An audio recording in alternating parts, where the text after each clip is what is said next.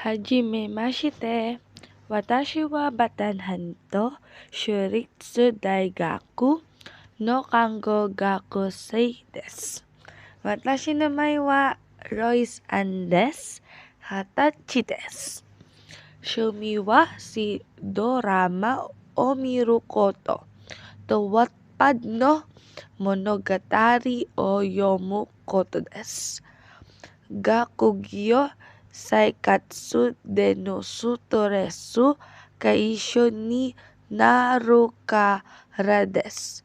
看護学を選んだのは家族と国両親を大切にしたいからです。私たちのために彼らが変ってくれた努力に向かいたいです。そして人命を少し引きを身につけられる人になりたいです。